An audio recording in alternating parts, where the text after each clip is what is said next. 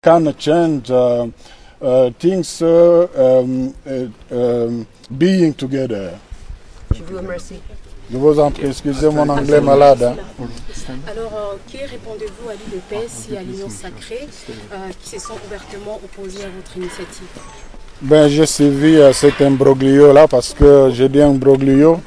Vous avez suivi, nous avons été reçus par le chef de l'État qui est leur autorité morale. D'ailleurs, c'est la presse présidentielle qui a relayé l'interview que nous avons accordée. Le chef de l'État a salué l'initiative qu'il a taxée de louable pour reprendre son expression. Il a encouragé l'initiative.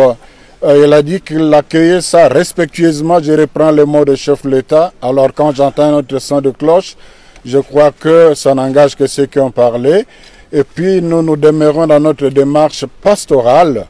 Nous sommes convaincus de ce que nous voulons faire et nous savons que la majorité des Congolais ne souhaitent que la paix et le plus vite possible. Et nous sommes convaincus que l'implication de tout le monde, y compris de ceux que nous sommes venus rencontrer ici, est nécessaire pour sortir de cette situation. Donc nous continuons notre mission, faisant d'abord, c'est la foi qui nous guide, et puis les réactions de forces vives que nous rencontrons nous rassurent. Merci. Adeline.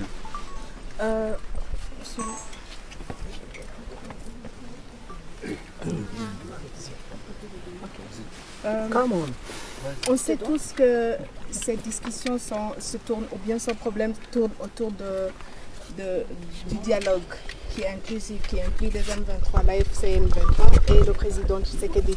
A-t-il accepté de rencontrer les M23 ou bien?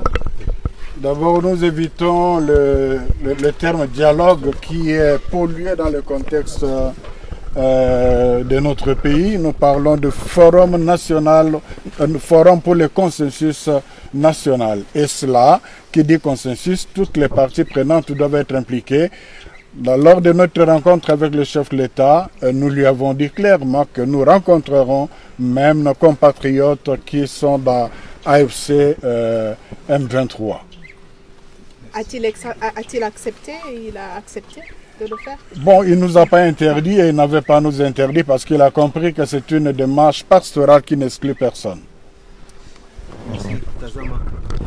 Éminence, vous êtes aussi à Goma, mais il y a en attendant les affrontements qui continuent dans le territoire de Kabul. Quelles sont les assurances ici à Goma où vous êtes en train de retrouver l'AFC M23 et votre démarche à aller jusqu'au bout et pour le bien-être du Congo? Nous sommes venus justement les sensibiliser, ceux qui nous ont bien accueillis. Nous sommes d'accord avec eux que on peut s'engager à trouver une solution pacifique le plus tôt possible pour que la guerre s'arrête. Merci. Véo Lingala. Boni bino bayi senko na bayi ECC bobandide pour ça penza matata mazali na monyele ya etuka nord.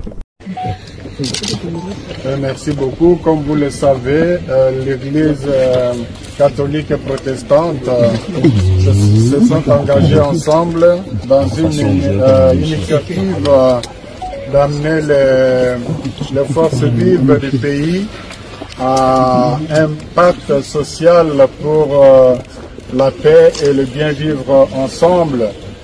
Et pour cela, nous avons commencé une tournée de personnes, de personnalités importantes à impliquer dans cette dynamique. Et nous avons pensé que la FCM 23 ont quand même une grande contribution à apporter dans cette dynamique de la construction de la paix, parce que pour les deux églises, l'année 2025, c'est l'année de la paix. La priorité, notre priorité, c'est la paix. Et voilà pourquoi nous sommes venus les exhorter, aussi les écouter, et en même temps... Ayant obtenu 7 51 013 suffrages valablement exprimés, soit 38,57%, et proclamé provisoirement élu président de la République démocratique du Congo, Monsieur Tshisekedi Tshilombo